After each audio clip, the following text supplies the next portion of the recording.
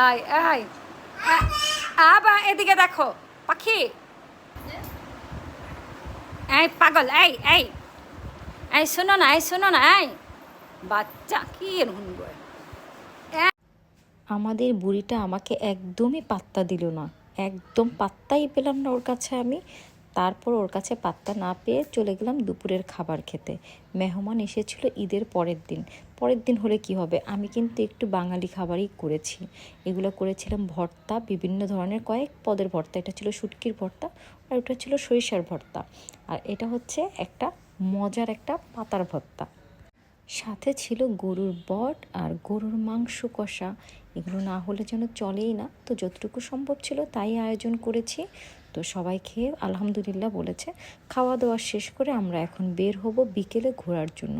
তো আমাদের প্রিন্সেস বুড়িটাকে একটু সাজুগুজু করিয়েছি, কিন্তু ও কি আর আমাদেরকে পাত্তা দেয় ভাই? একটা ছবি তোলার জন্য ওর পিছনে এত যুদ্ধ করেছি।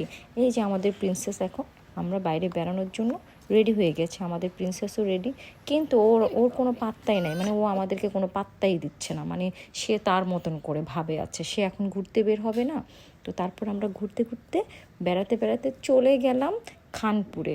ওরে আল্লাহ, ঈদের পরের দিন খানপুরে এত মানুষের ভিড়।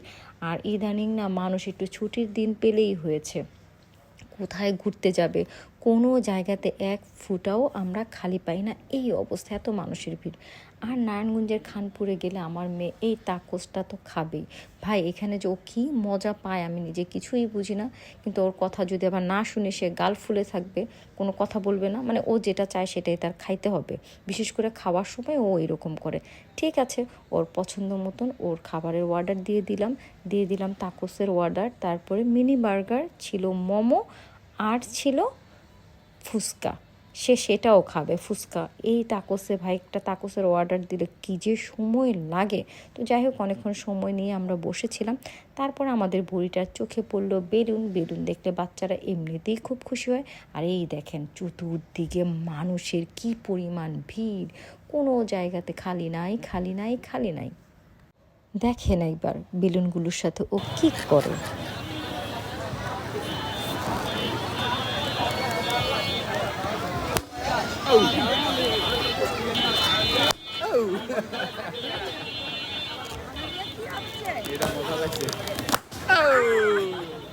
নিজের হাতে বেলুন ফুটায় নিজেই কান্নাকাটি শুরু করে দিচ্ছে। তাকে আবার নতুন করে বেলুন কিনে দেওয়া হলো, সে এই বলে বেলুনগুলোকেও ফুটাইছে।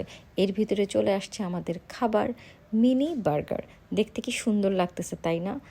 দেখতে কিন্তু খুবই ভালো লাগতেছিল। আর এই ছোট ছোট মিনি বার্গার দেখে আমি বলতেছি এইগুলো খাওয়ার জন্য আমার মেয়ে এই অবস্থা করছে। এগুলো এক গালের এক পাশে চলে যায়, কিন্তু তারপরেও না দেখে সুন্দর লাগতেছিল। ছোট ছোট জিনিস দেখতে খুবই ভালো লাগে। হয়তো খুব খুশি, মন ভরে খাইতেছে। পরে আমিও একটা টেস্ট করে দেখলাম যে দেখি কি আছে মিনি বার্গারের মধ্যে।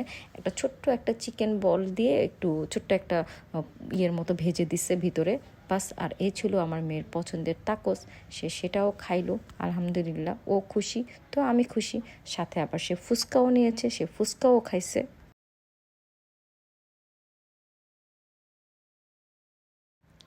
ফুচকা যখন আসছে, সে এখন কয়টা আর খাবে, না পাইরা সে তার বাবারে মামিরে সবাইরে সারতেছে। আসলে কি আর বলবো, ওর কাজই হচ্ছে এরকম। তো যাই হোক, ও খাইয়ে খুশি, তারপর নিজেও খাইলো। ফুচকা তার এত পছন্দ, তার খেতেই হবে। তারপর চলে আসছে মোমো। মোমোটাও ছিল মোটামুটি ভালোই, খাইলো সবাই মিলে, ভালোই লাগলো। এত কিছু খাওয়ার পরেও আমার মেয়ের বাকি ছিল এই ফ্রুট জুস আর হচ্ছে আইসক্রিম। এই দুটো জিনিস তার খেতেই হবে। আর সবচাইতে মজার বিষয় কি জানেন, এই ফ্রুট যে জুসের দোকানটা যার, সেটা হচ্ছে ওর বাবার খুবই পরিচিত।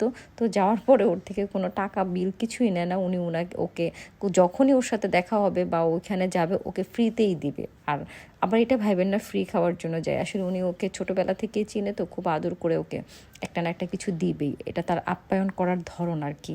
তো যাই হোক, এখানে সে এটাও খেলো। আমার কাছে এই জিনিসটা খুবই ভালো লাগছে, এই ফ্রুট ছোটো ছোটো বলগুলো খুবই ভালো লাগছে। তো খাওয়া দাওয়া শেষ করে সবাই আমরা ঘুরিয়ে টুরিয়ে বাসায় চলে আসলাম। এই যে দেখেন আমার আইসক্রিম পাগলনি শেষ পর্যন্ত আইসক্রিমও খাইলো। খুবই ভালো লাগলো পুরো সময়টা। আমরা খুব আনন্দে ভালোভাবে ঈদের দ্বিতীয় দিনটি পালন করেছিলাম, আলহামদুলিল্লাহ। তো আমাদের এই ভিডিও যদি ভালো লাগে তো সবাই একটু লাইক কমেন্ট করবেন, সবাই পাশে থাকবেন, সুস্থ থাকবেন। আল্লাহ হাফেজ।